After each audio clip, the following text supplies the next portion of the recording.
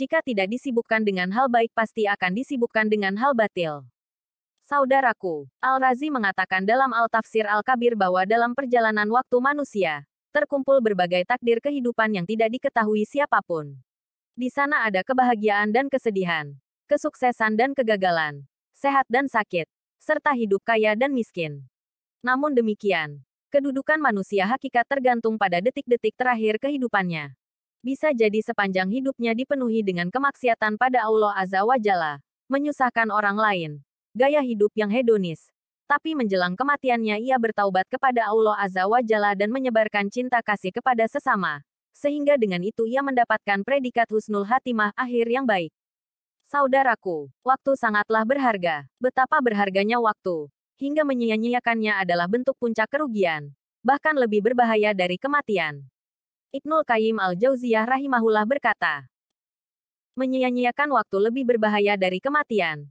Karena menyia-nyiakan waktu akan memutuskanmu dari Allah dan negeri akhirat. Sedangkan kematian hanya memutuskan dirimu dari dunia dan penduduknya.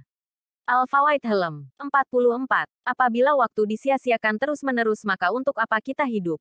Waktunya tidak bermanfaat baik untuk diri kita dan orang lain. Waktu hanya digunakan untuk bersenang-senang, bermain-main dan bersenda gurau saja.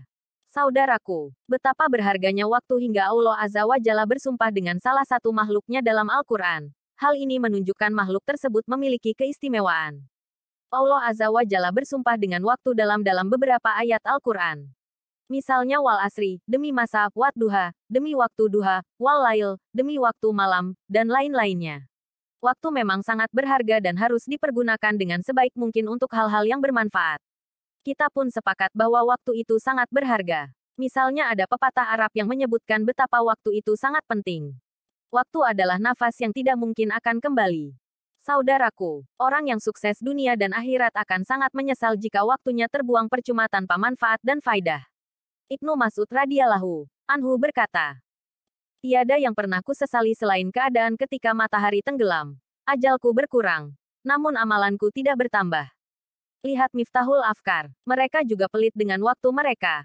Hasan al-Basri rahimahullah berkata, aku menjumpai beberapa kaum. Salah satu dari mereka lebih pelit terhadap umurnya, waktunya, daripada dirham, harta, mereka.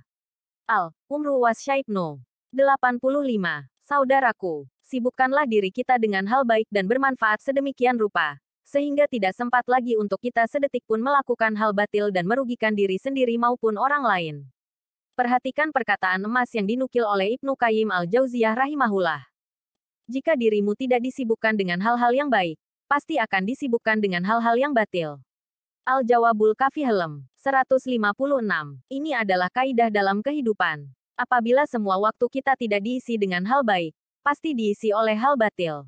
Paling minimal diisi dengan hal yang sia-sia dan tidak bermanfaat. Maka buatlah program, rencana serta target hidup ke depan agar hari-hari susah usia kita selalu terisi oleh hal-hal dan aktivitas yang baik. Saudaraku, hendaknya kita perhatikan dan kita atur dengan baik waktu dan umur yang telah Allah Azza wa Jalla berikan kepada kita. Mayoritas manusia banyak lalai dan menyia-nyiakan waktu. Nabi Shallallahu alaihi wasallam bersabda, ada dua kenikmatan yang banyak manusia tertipu, yaitu nikmat sehat dan waktu senggang.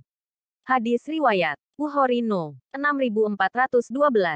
Ketika Allah Azza wa Jalla mengaruniakan nikmat sehat dan waktu senggang kepada kita, justru kita seringkali melalaikannya. Baru terasa betapa nikmat sehat ketika kita sakit. Betapa nikmat waktu senggang ketika kita sibuk dengan berbagai aktivitas yang begitu melelahkan.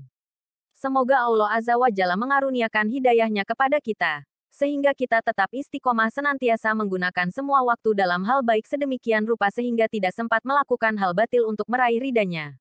Amin ya Rabb. Wallahu alam bisawab.